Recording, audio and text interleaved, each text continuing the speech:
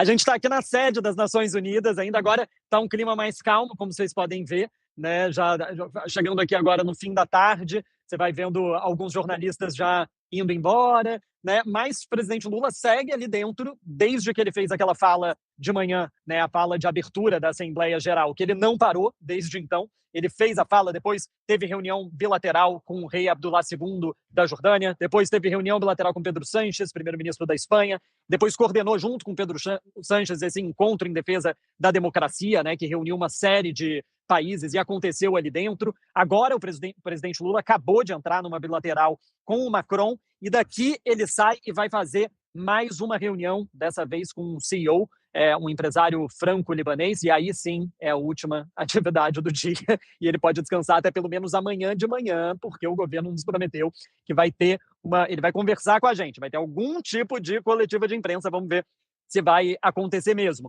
né? Mas, enfim, isso a agenda de um presidente, né? Claro, não é qualquer presidente, a gente sabe como o Lula é demandado aqui na ONU, mas imagina o tanto de coisa que acontece nesse prédio, né? Somos um país de quase 200. Eu fico imaginando e lembrando, né, daquela cena do Bolsonaro comendo pizza com o seu grupo. Foi para Nova York, não tinha o que fazer, foram comer pizza na rua, né? Eu não tenho dúvida de que para os repórteres devia ser um pouco mais tranquilo, né? Ali aproveita, come uma pizza também. Aqui a gente tem que ficar o quê? Bebendo café para se alimentar de cafeína, né?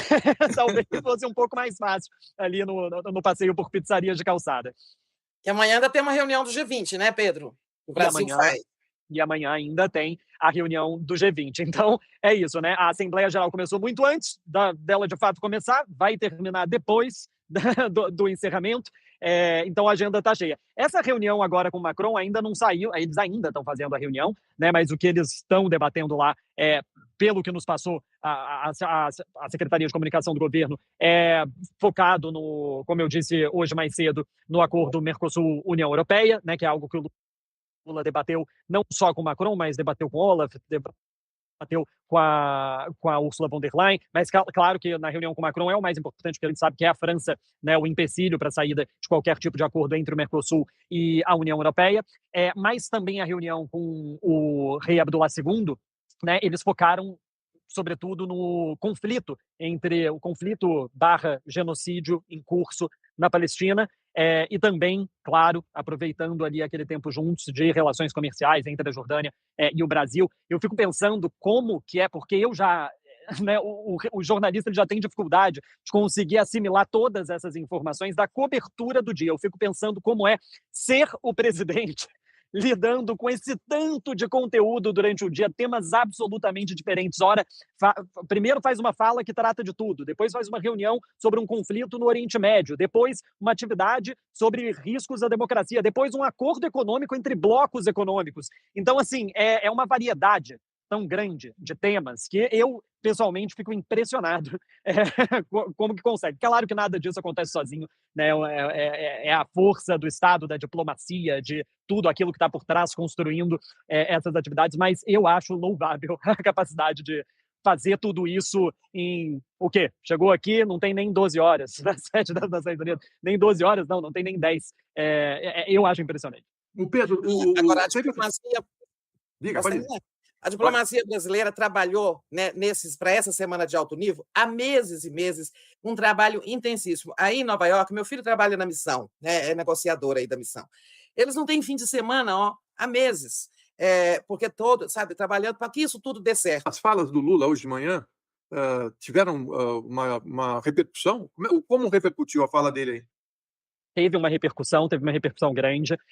A gente, inclusive, enquanto eu estava aqui, né, trabalhando, eu acabei sendo entrevistado por uma outra pessoa de uma televisão de outro país, que, enfim, veio perguntar exatamente sobre isso, né? E ele começou falando, porque o Brasil tem sempre muito destaque, o Lula fez uma fala que foi muito impressionante. Então, assim, eu senti nos próprios repórteres que estavam acompanhando uma leitura, foi um interesse, exatamente. Como eu disse mais cedo, foi uma fala muito completa, né? O Lula tratou dos grandes problemas da humanidade hoje, e tratou dos problemas antigos, falou de fome, né, falou de desigualdade. Então, não foi uma fala que ela foi inteira, né? E, de certa forma, o Brasil também, isso é uma tradição brasileira, né, é um país que consegue argumentar com diferentes lados, né? Então, de certa forma, é ouvido por todo mundo, né? Porque o Brasil, nesses grandes conflitos, o Brasil tenta ser muito moderado e utilizar desse seu papel para ser mediador desses grandes conflitos, né?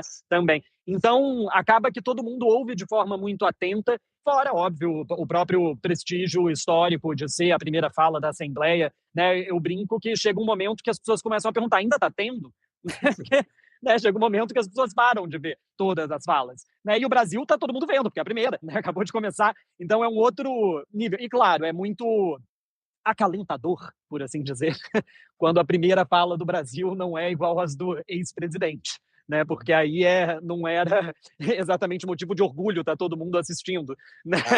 Era um Mas vexame. estava, porque era a primeira, então a gente estava passando vergonha com todo mundo assistindo. Agora, pelo menos, todo mundo assiste e fica, nossa, interessante, né? Então, eu acho que a repercussão, pelo menos que deu para sentir aqui, que, volto a dizer, né, uma tenda repleta de jornalistas falando alguns idiomas que eu não consigo nem identificar, talvez nem conheça. A sensação aqui foi de um bom discurso e eu imagino que com esse tanto de repórter aqui, essa vai ser a repercussão também.